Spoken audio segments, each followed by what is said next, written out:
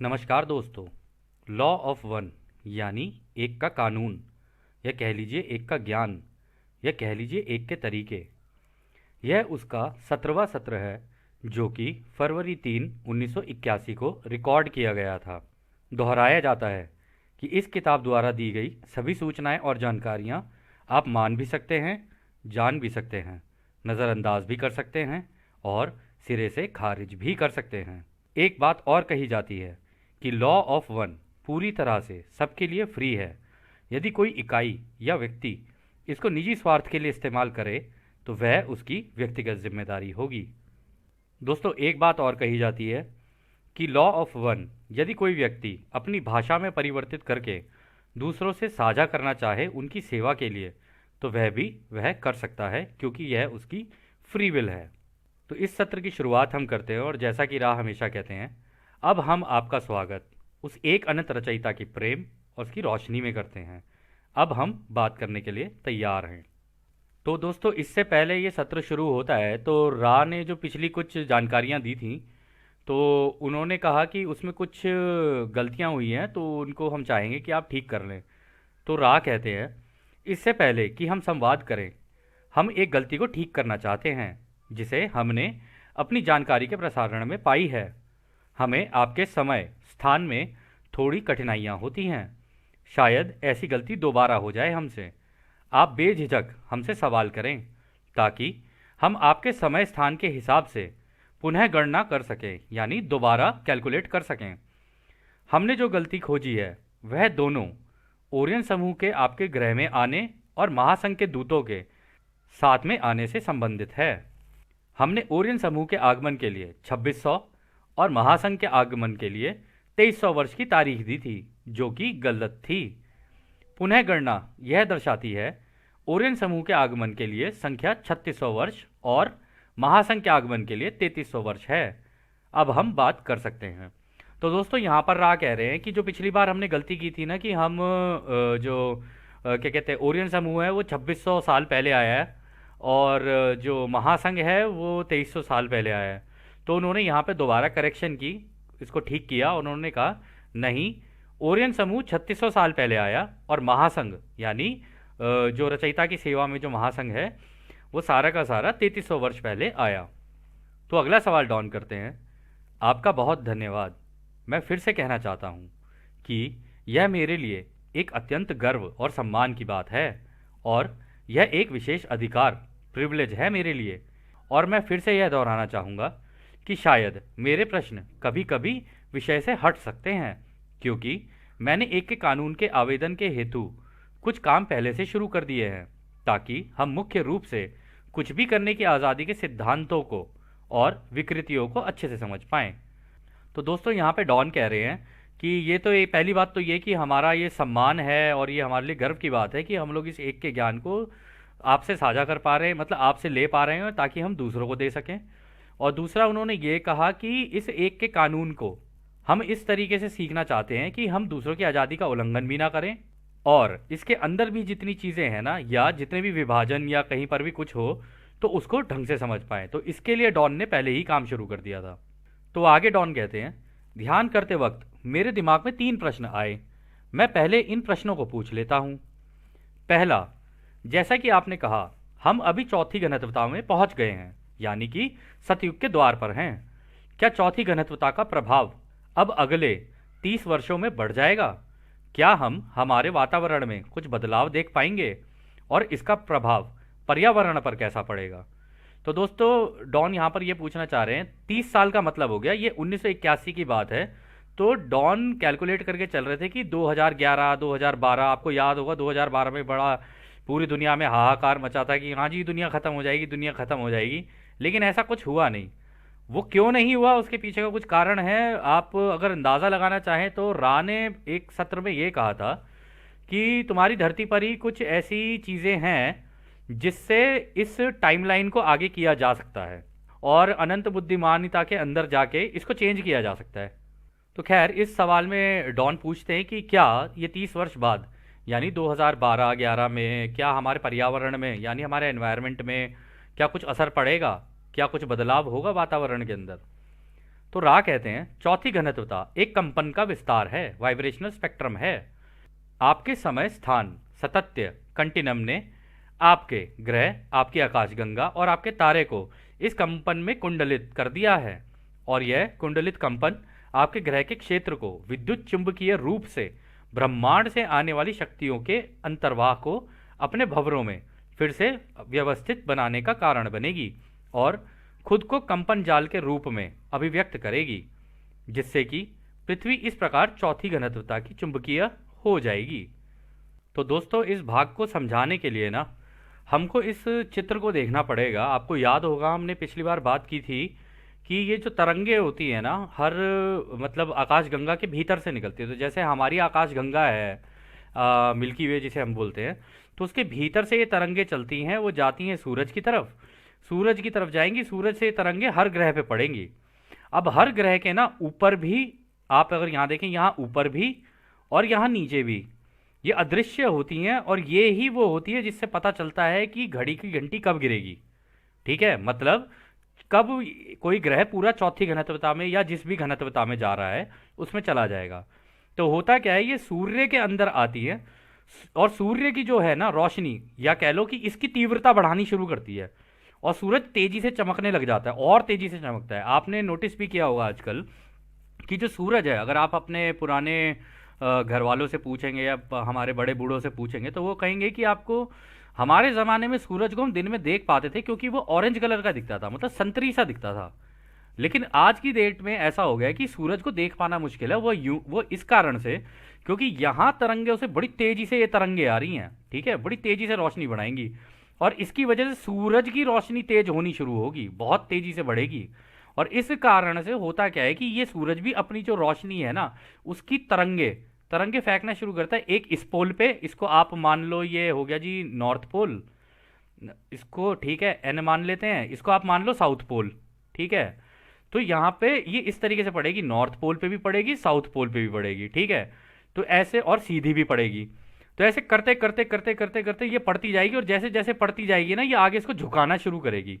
जैसे आपको याद होगा रा ने कहा था कि ये बिल्कुल एक घड़ी की तरह काम करती है। तो अगर हम लोग इसको एक घड़ी का रूप दे दें, इस तरीके से यूं एक भाग में कर दें, अभी हम केवल अपनी धरती की बात कर रहे हैं, लेकिन ये हर ग्रह पे होगी।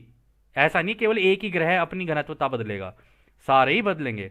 तो जैसे जैसे ये तरंगे तेज होती जाएंगी ना, ये झुकाव शुरू होगा और धरती एक साइड में झुकना शुरू करेगी। तो मतलब अगर ऐसी है तो ये झुकना झुकना आगे की तरफ, यहाँ की तरफ झुकना शुरू करेगी फिर ये, और जितनी तेजी से बढ़ती जाएगी बढ़ती जाएगी बढ़ती जाएगी, ये झुकाव शुरू होता जाएगा होता जाएगा होता जाएगा, और धरती टेढ़ी होती चली जाएगी ऐसे। इस वजह से काफ़ी चीज़ें होंगी, लेकिन वो जो भी होंगी वो रा आगे बताएंगे, हम अपनी तरफ से कुछ नहीं कह सकते। तो ये तरंगे जब पड़ती हैं, इससे ये चौथी घनत्वता की तरफ जाना शुरू करती है, यानी नए युग में घूमना शुरू करती है। तो खैर आगे रा कहते हैं, लेकिन यह कुछ असुविधा के साथ होता हुआ लग रहा है। जैसे कि हमने पहले कहा था, आपके लोगों के विचार रूपों की ऊर्जा इस कुंडली के भीतर ऊर्जा स्वरूप के व्यवस्थित निर्माण में विघ्न डाल सकती है, जिसके कारण पृथ्वी की ऊर्जा का परिणाम जो यंत्रित ऊर्जा में परिवर्तन नहीं हो सकता है, उसे और अनुपयोगी गर्मी को बढ़ा सकता है। इससे आपके ग्रह के बाहरी परिधान में कुछ दरारें आ जाएंगी, और यह चौथी घनत्वता के लिए खुद को उचित रूप से चुंबकीय कर लेगी। तो दोस्तों यहाँ पर राय यही कह रहे हैं, क्योंकि लोगों की सोच में विभाजन है, बटा हुआ है, इस वजह से ग्रह को दिक्कत होंगी। क्योंकि ग्रह कुछ नहीं है, ग्रह हम ही हैं। हम भी चुंबकीय तरीके से, अगर एक एक व्यक्ति को अगर ऐसे लगाया जाए ना, तो जो भी चीज, क्योंकि हम भी चुंबकीय बने हुए हैं, क्योंकि हम भी ऊर्जा बने हुए हैं इस इलेक्ट्रोमैग्नेटिक फील्ड से। आपको याद होगा वो 4 फील्ड हमने बताई थी शुरुआत दौर में। तो वो जो 4 फील्ड है ना, वो हम भी हैं, इस रचना का हिस्सा हम भी है। तो जो धरती के साथ होगा वो हमारे साथ भी होगा, और जो हमारे साथ होगा वो धरती के साथ भी होगा। तो विभाजन होने के कारण जब ये तीव्रता बढ़नी शुरू होगी तो लोगों को दिक्कतें आनी शुरू होंगी। और जिन जिन के दिमाग में विभाजन होगा, अभी रा आगे क्या कहेंगे उसके बारे में वो तो देखते हैं, जिन जिन के अब दिमाग में विभाजन होगा उन्हें बहुत ज़्यादा दिक्कतों का सामना करना पड़ेगा।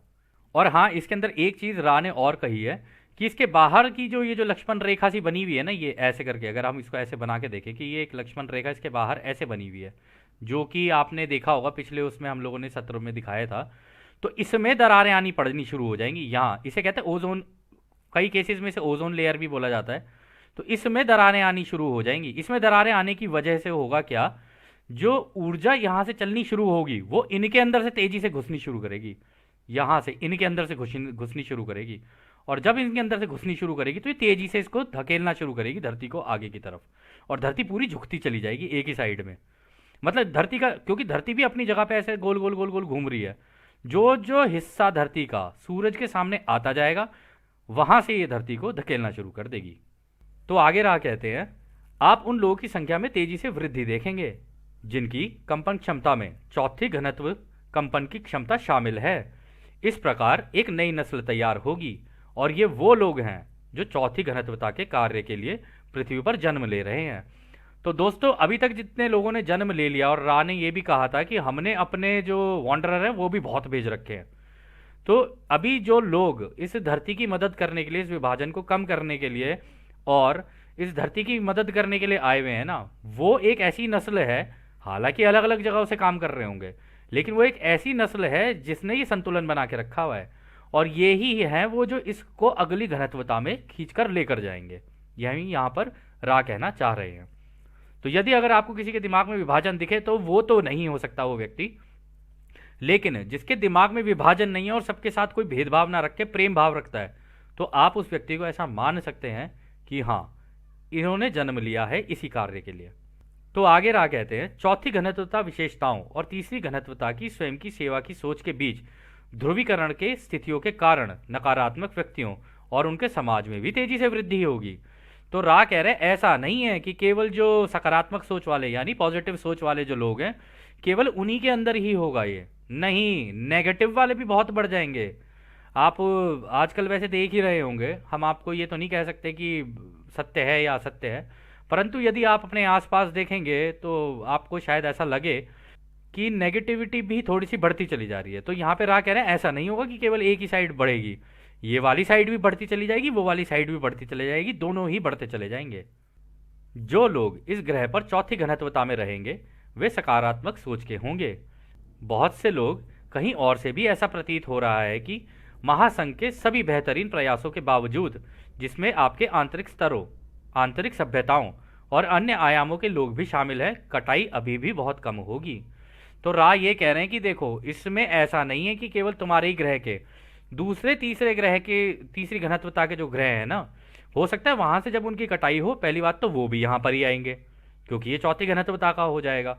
अब उन्होंने कहा है कि सकारात्मक सोच के होंगे, अब ये सकारात्मक होंगे या नकारात्मक होंगे वो तो खैर वक्त ही बताएगा, लेकिन वो कह रहे हैं कि बहुत से लोग, ऐसा लग रहा है इतनी मतलब प्रयासों के बावजूद कि महासंघ ने इतने समय से इस धरती के ऊपर काम किया है, पर वो पीछे पीछे काम करते रहते हैं। वो इसका कारण ये है कि ताकि हमारे अनुभवों में कोई दिक्कत ना आए, हम ऐसा ना हो कि हमारी आंख के सामने आ जाए और हम कहें अरे भगवान आ गए हमारे सामने, तो उससे किसी की जो वो होती है ना, जो सोच होती है, वो मतलब विभाजित हो सकती है। इस वजह से ये लोग सामने नहीं आते और पीछे पीछे से काम करते रहते हैं।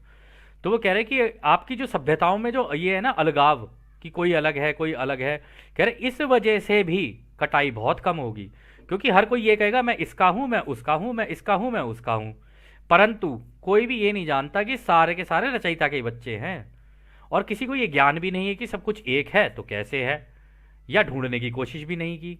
तो इस कारण से कटाई कम होगी, वो लोग सतयुग में नहीं जा सकते। तो इस किताब के द्वारा तो यही है कि वो लोग सतयुग में नहीं जा पाएंगे, और उनको रा ने पहले ही बोल दिया था कि उनको अपनी घनत्वता रिपीट करनी पड़ेगी तीसरी किसी और ग्रह पे, और वो भी 25,000 साल के लिए दोबारा।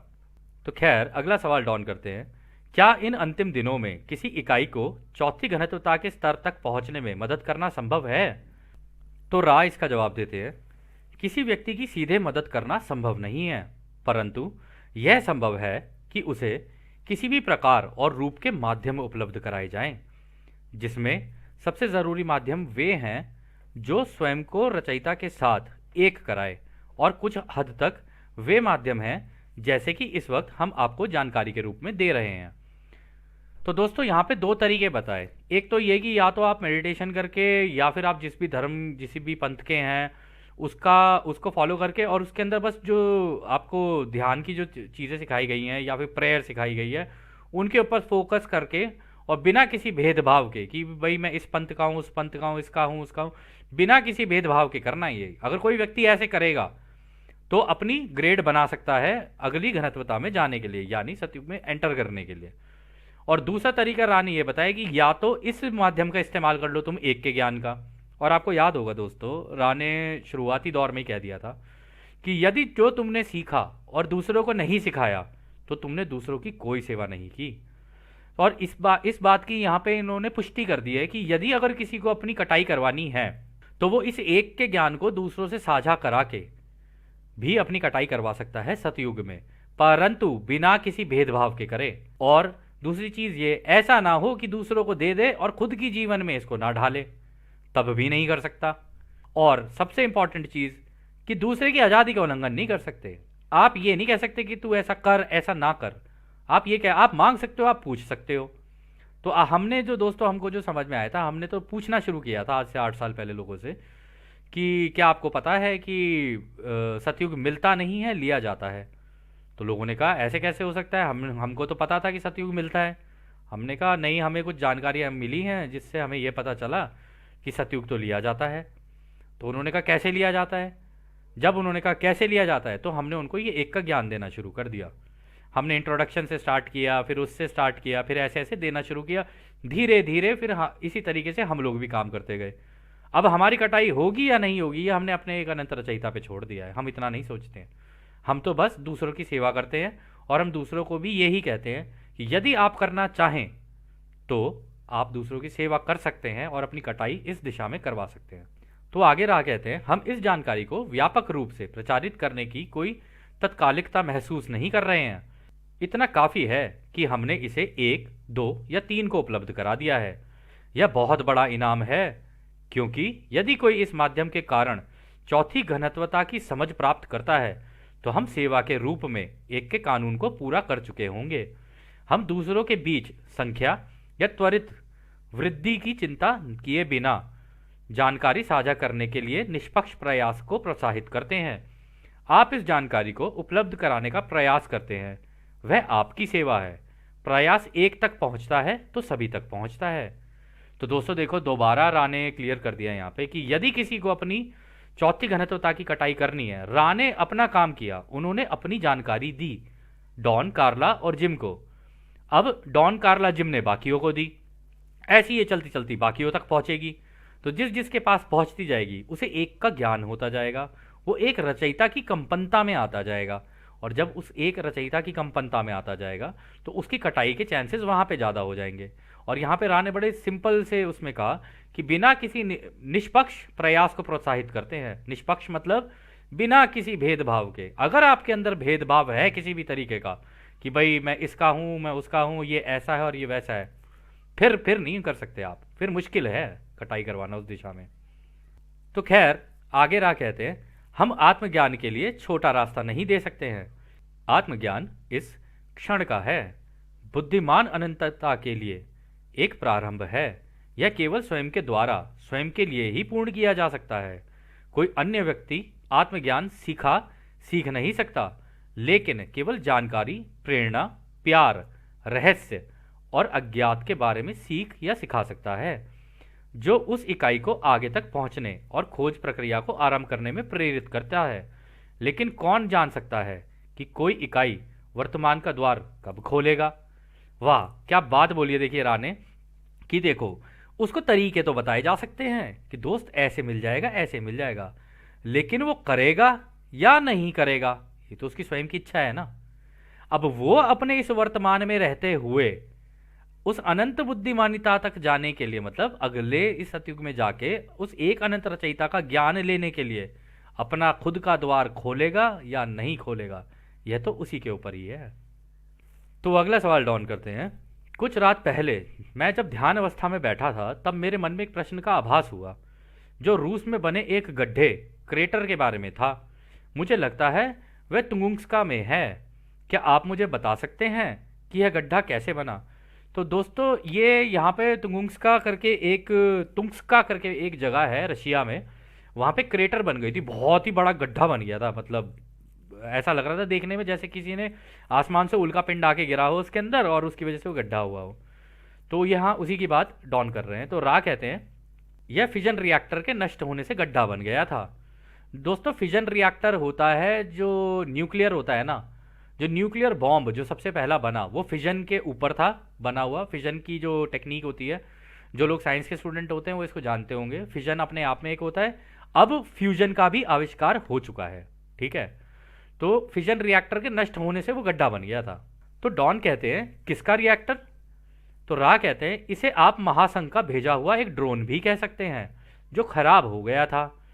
इसे ऐसी जगह पर ले जाया गया था जहां पर इसके नष्ट होने से किसी के मन, शरीर, आत्मा पर कोई असर ना हो। इसे फिर विस्फोटित कर दिया गया था। तो दोस्तों वो था तो महासंघ का ही ड्रोन था, वो चेक करने के लिए आया होगा कि भाई अभी देखें जरा क्या स्थिति है इस धरती की। तो वो इन्होंने भेजा, वो खराब हो गया था, तो खराब होने की वजह से उस जगह पर ले जाके उसका विस्फोट कर दिया। तो आगे डॉन कहते हैं इस ड्रोन को यहाँ भेजने का मकसद क्या था? तो रा कहते हैं इस ड्रोन को आपके लोगों के विभिन्न संकेतों को सुनने के लिए डिजाइन किया गया था। उस समय पर आप लोगों ने तकनीकी क्षेत्र में काम करना शुरू कर दिया था। हम आपके आगे की सीमा और तेजी को निर्धारित करने में रुचि रखते थे। यह ड्रोन एक साधारण विखंडन मोटर इंजन द्वारा संचालित था। यह उस प्रकार का नहीं था जिसे अब आप जानते हैं। यह बहुत छोटा था, परंतु तीसरी घनत्वता आणविक संरचनाओं यानी थर्ड डेंसिटी मॉलिक्यूलर स्ट्रक्चर पर इसका समान विनाशकारी प्रभाव पड़ता है। और इसलिए जब यह खराब हुआ तो हमें यह ठीक लगा कि इसे पुनः प्राप्त करने की बजाय इसे विनाश के लिए एक जगह चुनना सबसे अच्छा होगा। तो दोस्तों ये जो थर्ड डेंसिटी मॉलिक्यूलर स्ट्रक्चर है ना, इसका मतलब हो गया जिस तरीके से हमारे शरीर बने हुए हैं ना, उसको खराब कर सकता था ये। तो इस वजह से महासंघ ने क्या किया, उसको दूसरी जगह पे ले गए। और इसके अंदर का जो सिस्टम था, जो मोटर बनी हुई थी, वो इस तरीके की थी जो न्यूक्लियर का इस्तेमाल करती थी। लेकिन वो न्यूक्लियर ऐसा नहीं होता जैसा हम लोग सोचते हैं कि यूरेनियम निकालो, ये निकालो, वो निकालो, प्लूटोनियम निकालो। नहीं, इसी हवा से ही न्यूक्लियर को निकाल लेते हैं। मतलब इस हवा के अंदर सारी जानकारियां हैं, हर चीज इसी हवा के अंदर है, क्योंकि तरंगे हैं, इन्हीं तरंगों के अंदर सारी चीजें हैं। तो इन तरंगों में से ही वो निकाल के फिर ये इसके क्या कहते हैं, इसकी मोटर को जो थी वो इसी से चलती थी। और इसी का इस्तेमाल करके वो लोग ये चेक कर रहे थे कि अभी हम लोगों की सोच कहाँ तक पहुंची है। तो हमारी जो सोच है ना दोस्तों, जैसे हम सोचते हैं कि हमारी भाषा से इनको पता चलता होगा, नहीं। जब भी हम कुछ सोचते हैं ना, उसका एक आकार का रूप होता है हमारे दिमाग के अंदर। यानी ट्राइंगल भी हो सकता है, सर्कल भी हो सकता है, कुछ भी हो सकता है। तो एक रूप लेता है हमारे दिमाग के अंदर। वो जो रूप होता है ना, उसको महासंघ पढ़ना जानता है अच्छे से। ये पहले हमने एक और किताब पढ़ी थी जिसका नाम था अदर टंग्स एंड फ्लैशेस। तो उसमें एक भाषा हम लोगों को पता चली थी, जो महासंघ ने ये बताया था कि तुम्हारी असली भाषा है सोलेक्स मॉल, जिसमें केवल पिक्चर ही पिक्चर होती हैं, मतलब पिक्टोरियल होती है वो। और पहले के ज़माने के लोगों में भी अगर आप देखेंगे, इतनी सभ्यताएं आई, इतनी सभ्यताएं गई, आप देखेंगे वो मतलब दीवारों पे फोटोज बना के, या दीवारों पे इस तरीके की मतलब लिपियां इस तरीके की होती थी कि वो ना देखने में ऐसी लगती थी जैसे कि किसी ने यहाँ पे कोई पिक्चर वगैरह डिजाइन की हो। तो वो पूरी की पूरी जो भाषा, हमारी असली भाषा महासंघ के मुताबिक ये है कि हमारी असली भाषा पिक्चरों की है। और दोस्तों हमने उसी चानी प्रोजेक्ट वाले डॉक्यूमेंट में ये भी पढ़ा था। वो एक सभ्यता थी, उन्होंने ये कहा था कि तुम लोग ये जो लैंग्वेज का इस्तेमाल कर रहे हो, जो भाषा का इस्तेमाल कर रहे हो ना, ये तुम्हें ये सोचने पे मजबूर करती है कि तू ऐसा सोच। लेकिन अगर तुम्हारे सामने पिक्चर्स आ जाए ना, अगर डायग्राम्स वगैरह आ जाएं, तो तुम उसको अलग अलग और अनंत दिशाओं में सोचोगे। उससे तुम्हारा दिमाग ज़्यादा तेजी से आगे निकलेगा, बजाय इसके कि तुम एक लिखी हुई भाषा से सीखो। क्योंकि लिखी हुई भाषा तुम्हें खींच के अंदर लेके जाएगी और ऐसा सोचने पर मजबूर करेगी कि जैसा उसके अंदर लिखा है। तो खैर अगला सवाल डॉन करते हैं, क्या इसका खतरा विस्फोटक और विकिरण यानी ब्लास्ट एंड रेडिएशन दोनों था? तो डॉन यहाँ कहते हैं कि मतलब अगर ये फट जाता तो मतलब ब्लास्ट भी होता, एक तो धमाका होता, और इसकी तरंगे भी हो सकता है, शायद दूर दूर तक फैल जाती। तो रा कहते हैं इस प्रकार के यंत्र में काफ़ी कम मात्रा में विकिरण होता है, जो स्थानीयकृत लोकलाइज्ड है, और यह हवाओं के साथ बहाव नहीं करता है जैसा कि आपके कुछ प्राचीन हथियार करते हैं। तो दोस्तों जो हमारे पास हथियार है उनको रा कहते हैं, प्राचीन हथियार जो अभी हमारे पास हैं। क्योंकि दोस्तों महासंघ के पास जिस तरीके की चीज़ें हैं ना, वह अंदाज़ा लगाना ही बहुत मुश्किल है। अगर आपने रामायण में देखा था ना कि यहाँ से एक बार एक तीर चला तो पूरी की पूरी सेना मार दी, ठीक है, फिर वो चाहे रावण ने किया हो या राम ने किया हो, दोनों के पास इक्वल थी, दोनों के ही पास इक्वल शक्तियाँ थी। बस उसके अंदर कुछ कमियाँ थी रावण की, उसमें वो ये कि उसे प्रेम और रोशनी का ज्ञान नहीं था। बाकी ज्ञान तो था उसको, प्रेम और रोशनी का ज्ञान नहीं था उसको। और इस भाग में रा ये कह रहे हैं कि ये जहां पर भी फटता ना, वहां पे केवल उतने ही एरिया के अंदर ही होती सारी चीजें, और उसकी रेडिएशन भी केवल उतने एरिया के अंदर होती। हवा बहाकर अगर लेके जाती ना, तब भी कोई फर्क नहीं पड़ता। ये इस तरीके का बना हुआ था। तो खैर दोस्तों, यह सत्र भी हो सकता है काफ़ी आगे लंबा जाए, तो इस सत्र को हम यहीं समाप्त करते हैं। और जैसा कि राम हमेशा कहते हैं, अब हम आपको उस एक अनंत रचयिता की प्रेम, उसकी रोशनी, उसकी शक्ति और उसकी शांति में छोड़कर चलते हैं। आदने हमारे भाइयों, आदने वासु। धन्यवाद।